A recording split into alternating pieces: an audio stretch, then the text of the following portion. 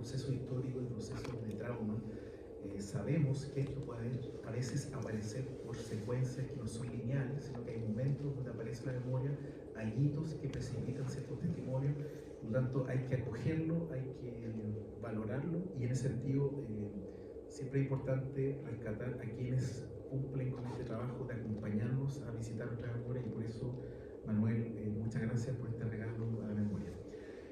Este libro, para dar una visión tal vez más global, yo creo que es interesante señalar que hay muchos lugares que quedan expresados en pequeñas historias que son familiares y colectivas. Es el tipo de libros donde la historia familiar, la historia de un niño, de una persona adolescente, de una persona que fue sobreviviente, empieza a conversar con la historia nacional, y eso es muy bonito. Pero además nos demuestra algo que es menos bonito y es más escalofriante, que es los patrones comunes en un sistema represivo desde el momento en que se inicia. Recuerdo con mucha nitidez los testimonios de ustedes, por supuesto, pero también hay testimonios anónimos, hay testimonios de Mauricio Redolé, o sea, hay un conjunto de voces que hacen que sea muy interesante de adentrarse. Yo sugiero que no lo hagan de un solo tirón, sino que lo vayan viendo caso a caso, porque yo creo que el gesto de regalarnos un poco de las historias personales, hay que valorarlo y hay que tener cierto respeto, porque esto no es fast food, hay que hacerlo con delicadeza. Sorprendentemente, para quienes hemos leído mucho la historia nuestra, por razones variadas, hay informaciones que además me parecen bien sorprendentes. O sea, el testimonio respecto de lo que hizo Víctor Jara el día anterior, a mí me puso los pelos punta, así que lo dejo ahí.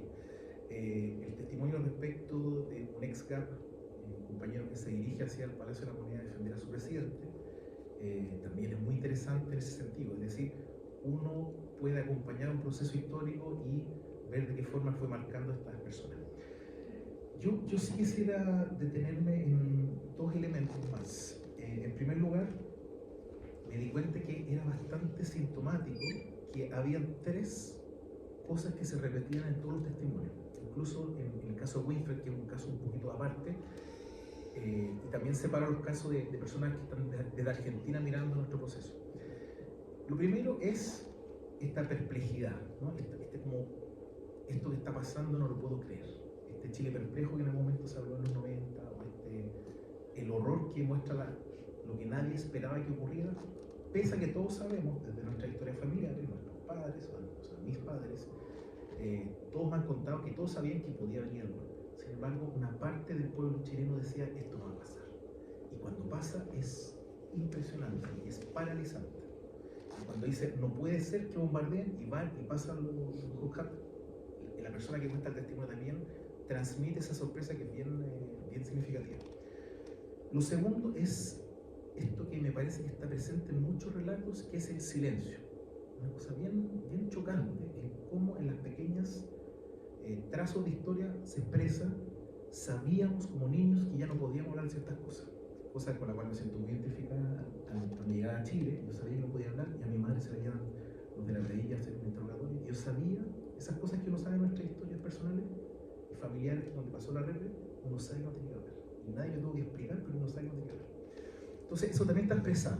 Lo que se puede decir, lo que no se puede decir, es una cultura apremiante, y creo que Manuel dice algo muy duro, pero a la vez me parece una frase para rescatar.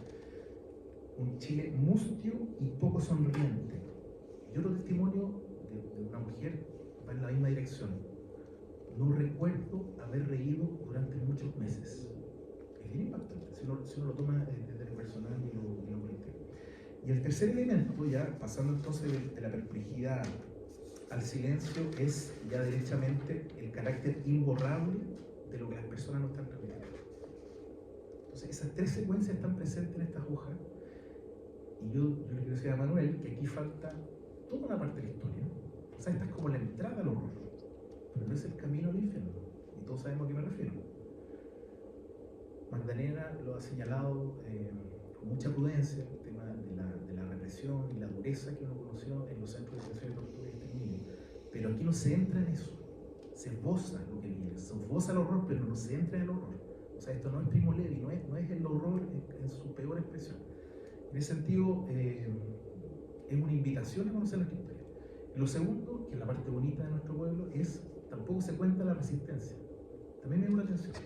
Es un libro, por lo tanto, que nos invita a asomarse a una historia para quienes no la conocen y para quienes la conocemos, a seguir sorprendiéndonos de la monstruosidad humana, pero también de la capacidad humana de ponerse en pie, como lo ha hecho la compañera aquí presente en su experiencia vital. Por lo tanto, es un libro que yo creo que viene a sumar a esta creación colectiva, que es cómo nosotros miramos nuestras heridas, que por cierto no están cerradas, por cierto que no están sanadas, por cierto que falta mucho por reparar. Es también, bueno, aquí le adelanto una cosa, Manuel hace un juego de entrada que nos invita desde su perspectiva de niño a mirar los testimonios de otras personas y hace una distopía final que es bien espeluznante. No estaba contento en leerla, pero yo creo que lo interesante de lo que hace Manuel al final, le voy a decir que tiene que ver con una distopía más que nada, es que nos permite tener presente cuáles son las alertas ante las cuales no hay que ser indiferente. O sea, es una invitación a mirar que, bueno, si de verdad queremos que nunca más estemos atentos a las cosas que permiten avanzar hacia otra vez más, que lamentablemente sigue pasando en muchos lugares del mundo y que claramente es una alerta que debemos tener presente, por ejemplo, si uno mira los resultados del AfD en Alemania. O sea, uno dice, ups, parece que es posible que los nazis vuelvan a tener presión electoral como el año 33. Suave. Cuando uno ve a Milei, cuando ve a Bolsonaro, ya sabemos que es posible. Por lo tanto, me parece que esa alerta, lamentablemente, también debe estar considerada dentro de nuestro acercamiento a la memoria. Y solamente para ir cerrando, hay otro dato que yo quisiera dejar, más que nada como el desafío para que pensemos, y sobre todo pensando que mañana se cumple un nuevo aniversario, creo que el 54, si no me equivoco, de la elección de nuestro presidente Salvador Allende. Bueno, para quienes lo sentimos nuestro, y no pasa nada si alguien no lo siente así, que nos recuerda que la democracia es este ejercicio donde uno puede, como decía Magdalena, soñar, donde uno puede imaginarse un futuro común donde ciertas posibilidades de justicia, de bienestar, de libertad estén expresadas de alguna forma. Y lo menciono porque hace 2 días, perdón que les traiga coyuntura, pero hay que estar siempre alerta como los animales, Data Feedback con la UDP, si no me equivoco la fuente, nos vuelven a mostrar un dato donde la gente en Chile dice que el autoritarismo está súper bien, básicamente. 52% dice, ¿sabéis qué? Sería mucho más efectivo una dictadura. Entonces, el huevo de la serpiente, como decía Bergman, respecto a lo que pasó en el caso de Europa Central, está ahí. Y nuestra tarea política, quienes creemos en la democracia, es seguir defendiéndola día a día, sin bajar la vuelta, sin ser pesimistas, sin ser amargados ni resentidos como lo ven, sino que simplemente entender que lo que está en juego es demasiado dramático para que se lo ligera. Todo eso es lo que nos ofrece Manuel, te lo agradezco, Manuel, que es una invitación, es una ventana a asomarse, y yo quisiera, conversamos antes que iniciáramos la actividad, yo quisiera que esto estuviera lo más presente en las bibliotecas. Pucha que nos falta que los chiquillos aprendan de nuestra historia. Para ellos esto es muy lejano, es muy lejano.